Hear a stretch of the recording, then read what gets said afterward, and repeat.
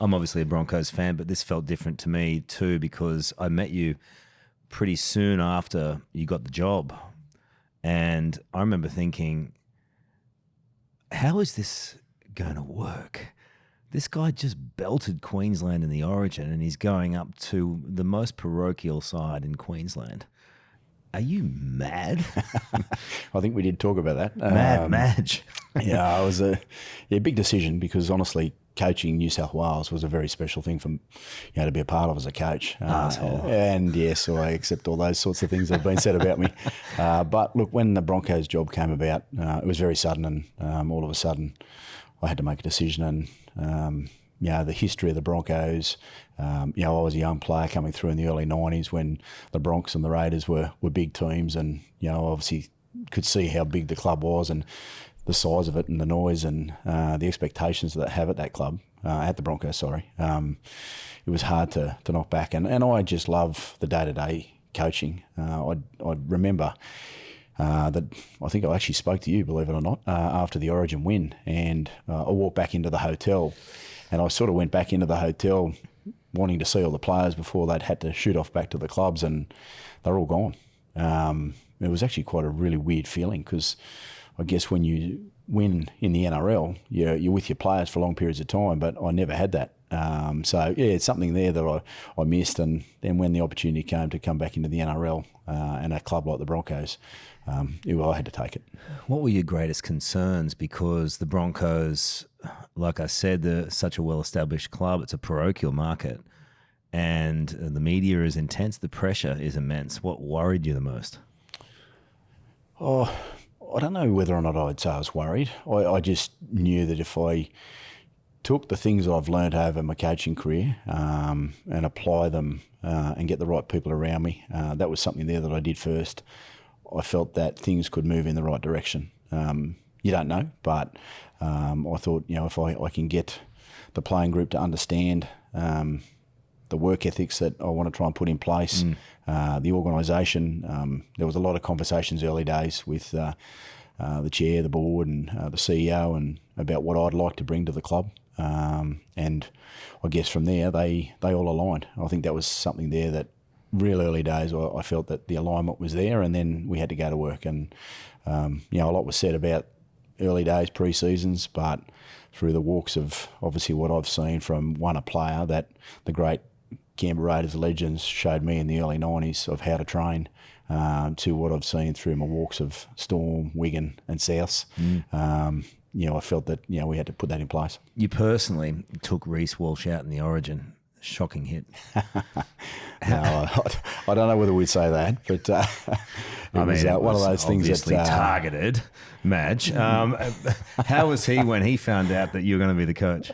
Look, I sat down with Reese. Actually, all the senior players, I sort of spent a bit of time with them, and they were excellent. They were really good, and I could just hear Reese's passion, like the others, Payne Haas, Tony Staggs, and obviously knew Adam Reynolds really well from prior years. And I think when I first met Reese, his love for the game was something there that I felt straight away. Like he's a footballer. Like, he's built up, I guess, in the perceptions of the world and how they build, and he has a bit of fun with that.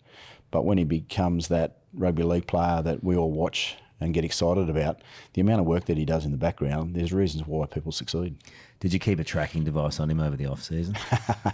He's pretty good now. He's obviously went away, and he had an incredible experience, I guess, with the Australian team. And when you're mixing with those sorts of players, you pick up a lot of things that you can take into your game, and he's come back in really good nick, really healthy and real positive about what's ahead. We'll come back to him in a second because obviously it's a fairly significant part of the success of the club in what was an extraordinary season.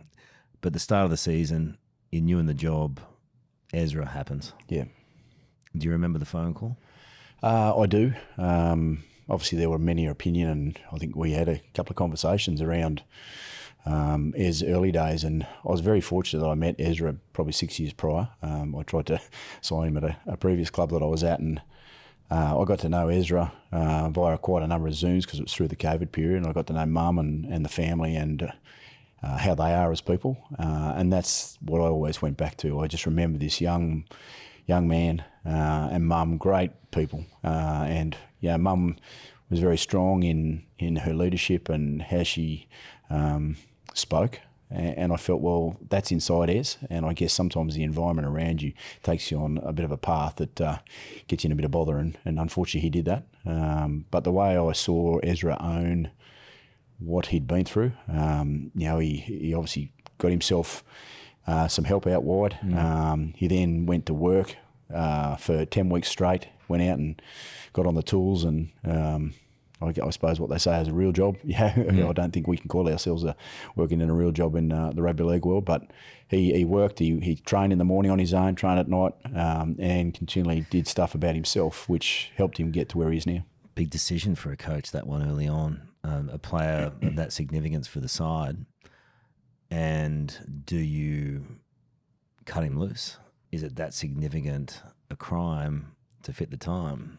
Yeah. What sort of things went around your head? That was obviously the debate that was going around. But I wanted a bit of time myself. And I think Ez going through that period where he did what he needed to for himself to improve the areas of what he'd been through, gave me time to get a real understanding about what was going on in and around the space. And I felt that with my discussions with the powers to be, that we'd look after one of our own. And I think that's a part of what makes rugby league quite special. We've had plenty of players go through things over time, but the ability to see someone rebound, and I think that's a bit of the Australian way. I think that we're not all perfect, and we do make an error here and there, and he owned it and understood the severity of it. And I think he's working still hard on himself now to keep showing people who Ezra is.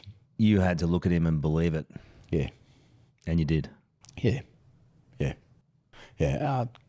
Number of conversations early days, and sitting down with him, and you could see, obviously, what he felt about the situation. And look, a lot said, so I sort of don't want to keep harping on it because, as people do, they go through challenges in their life, and I feel Ez is, coming out the other side now, and he will show people continually of who he actually is. And, he's a Torres Strait Island boy, very proud of his heritage, and, we're very proud to have him in the team and along with his teammates. You start recruiting at that same time too. You picked up a couple of oldies, a couple of veterans. We did. Was like, why would you want to do that? Yeah, old Benny Hunt. It was pretty amazing to get Benny Hunt. I mean, I think everyone understands the 2015 moment, and it would be hard for any player to have to go through that. But to see Hunty when I first sat down, and what he spoke about the Broncos was incredible. What did he say? He just spoke about what the club meant to him. I mean, he was a young kid coming to a club with all his heroes in front of him. And obviously, he had an opportunity there, for various reasons to move, but to have him come back and then listen to what the Bronx meant to him, and playing for the club meant to him, and he really appreciated it. Like, his gratitude towards the development of what led him to his career was something pretty special to talk about early days. And I thought, if I can get Hunty, I think that will add to the fabric, the passion of what the team will take forward. And he's done everything in the game.